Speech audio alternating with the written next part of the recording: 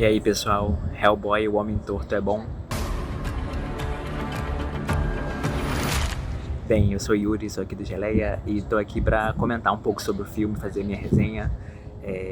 Eu assisti o filme e não tinha tanta expectativa.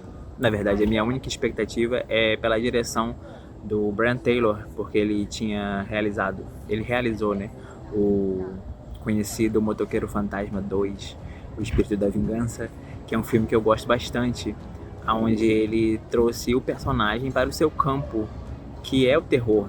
E ele fez daquele filme um filme de terror, trazendo questões como seitas e muitas loucuras. E eu esperava um pouco dessa loucura aqui nesse Hellboy, né? Trazendo o personagem também para o seu território do terror. E ele faz isso, só que de uma maneira que eu não esperava. Em um vídeo aqui que vocês podem conferir, eu comentei que o Hellboy e o Homem Torto, esse filme de 2024, ele tinha uma pegada trash, mas agora pensando bem, eu diria que ele não é exatamente trash enquanto gênero. Ele bebe mais do cinema de terror classudo da Hammer, né? A produtora inglesa que criou tantos filmes icônicos. E nesse caso específico, eu lembro bastante do Capitão Cronos e do Carmilla, quando ele traz uma história de bruxas, só que ambientada nos Estados Unidos, e ele traz toda aquela atmosfera de uma paleta bem cinza, das brumas, que no caso são as névoas das montanhas Apalache, e ele cria um filme de terror bem contido e que se leva a sério. Mas ele não tomba pra comédia. E isso é interessante, né? Porque eu acho que tantos filmes que trazem elementos de terror como uma ode à cinefilia, eles acabam tombando pro ser um deboche, para ser um escárnio, para ser uma zoeira. E nesse caso não, o Hellboy ele se veste de ser realmente um filme como se ele tivesse feito lá atrás, né? Nesse sentido ele até me lembrou, né, o projeto Grindhouse do Robert Rodrigues e do Tarantino, onde eles tentaram fazer filmes no estilo exploitation. E aqui a gente tem um terror que não resvala no exploitation, mas traz sim essa cinefilia do terror Hammer, né? Então a gente tem muita ambiência e a gente tem também um filme sem muito papinho. Ele já começa com a história andando, né? E inclusive eu acho que uma boa marcação é que ele tem um letreiro bem ao estilo Hammer, e ele tem o filme todo traz uma ambiência de névoa, de uma música de terror no fundo, assim, e você sabe o tempo todo que você está assistindo um filme de terror. E quando ele tem que mostrar os monstros e as bruxas e outras criaturas que se envolvem no meio dessa história, ele não tem medo, não faz curva. E só que ao mesmo tempo onde a gente tem esse interessante exercício de estilo, a gente não tem um filme que cresce, não tem um filme com muitas curvas, e isso torna ele uma experiência que pro próprio Hellboy aqui, ele não se vê como um personagem heróico. Diferente das outras versões, a gente tinha um pouco mais da ambiência de fantasia e o próprio personagem se entendendo como alguém que tem que lutar contra outros caras maus, né?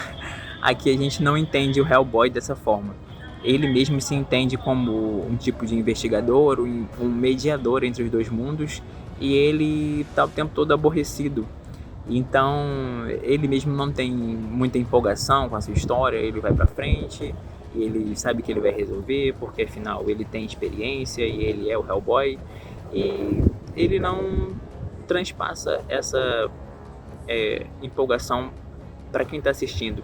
E o filme também parece não ter muita empolgação com o que ele está nos mostrando. E o que fica pior é porque o grande ápice do filme é um set que tem bem no meio do filme, né? A igreja sitiada, né? por bruxas e pelo próprio Homem Torto que está no título do filme. Essa sequência é bem extensa e é o verdadeiro núcleo do filme. Mas por ela estar num terceiro bloco, por ela estar meio que no meio da história, né? A gente acaba meio que deslocado quando o filme termina, porque do mesmo jeito que a história começa já andando, o filme termina meio que do nada. Então, eu acho que é uma experiência de terror interessante, ainda mais para quem curte ver o terror como essa cinefilia, para quem tem esse aprofundamento, né, no gênero, que não tá só pelos sustos ou só pelos monstros, que tá também por essa história da construção de ambiência, mas esse filme poderia ter entregado mais pro seu final, poderia ter deixado alguma coisa mais pro seu ápice, né, pra gente ter aquela sensação mais de uma refeição completa quando a gente sai do filme. Mas é uma versão interessante, esse Hellboy um pouco displicente com o mundo ao seu entorno, só que fica essa sensação de que é um filme que não empolga tanto, mas até que ele deixa uma certa vontade de ver uma continuação e respeitando a própria estrutura dos quadrinhos. Quem sabe a gente vê uma outra aventura e a gente vai levar o personagem para essa atmosfera de filmes mais episódicos, né? Então ele não está envolvido em uma grande saga que vai salvar o mundo. Ele só está envolvido em histórias pontuais que começam e terminam, e a gente acompanha esse detetive do sobrenatural que por acaso é um diabão vermelho. A gente aqui produz bastante conteúdo sobre terror, suspense, e você ajuda muito curtindo e comentando quais outros filmes você quer ver e quais outros filmes você quer ver a gente comentando. E a gente já tem bastante conteúdo aqui e valeu por acompanhar. Até a próxima, valeu! You doubt the power of prayer, son? Just in case.